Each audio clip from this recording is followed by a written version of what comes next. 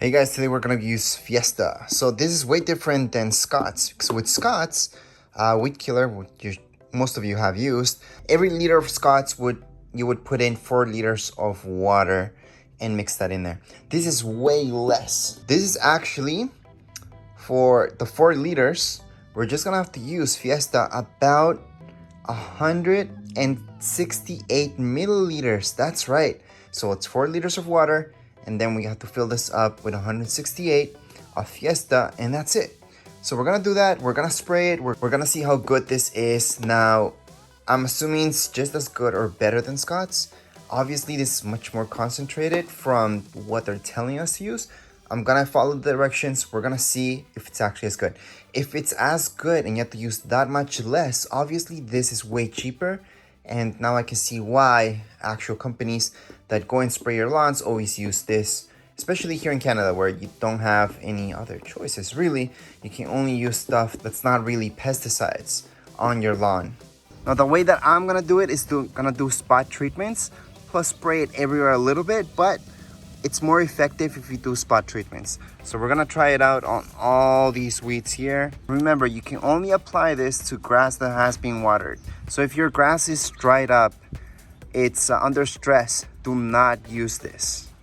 Also, do not apply if temperature outside is gonna be more or about 30 degrees Celsius. You're not supposed to also apply it to any bent grass. Do not apply this if it's newly seeded. Wait at least about a month before you apply this weed control. And as a general rule, just don't apply this if it's gonna rain. Whether it's gonna rain in 3 hours or 4, just don't use this if it's gonna rain that specific day. The same thing goes if you wanna water your lawn. Just don't water it after you apply.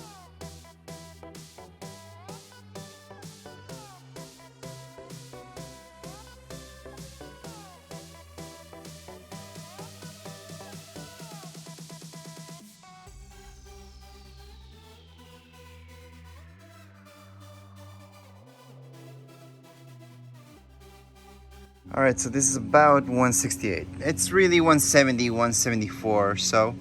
So I did go over just a little bit. We're just gonna put that in there, and then the rest will be water. Water, just up to 4 liters, well, just a tiny little bit more.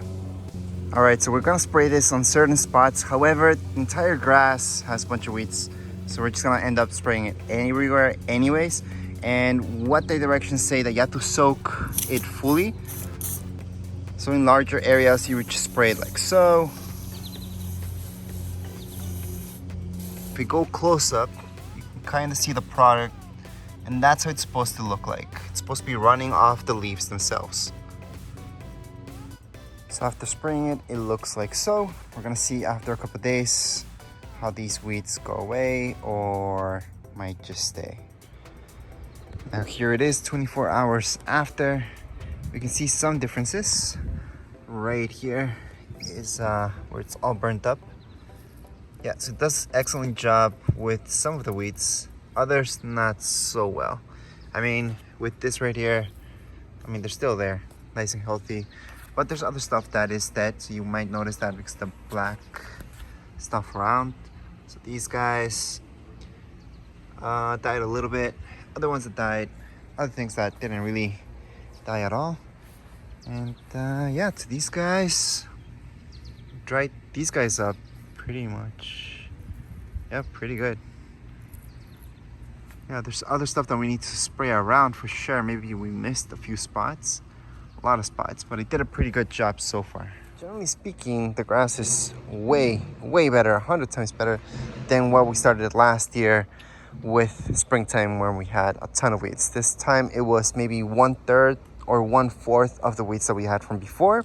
And the basics was using some fertilizer, then seeding, and now I don't really have to kill that many weeds. I mean, whenever I see one, I do spray it, sure. But other than that, I haven't really seen that many coming up again. And I might seed it again just so I can get a little bit more in here. But other than that, as you guys can see, the grass is doing pretty good.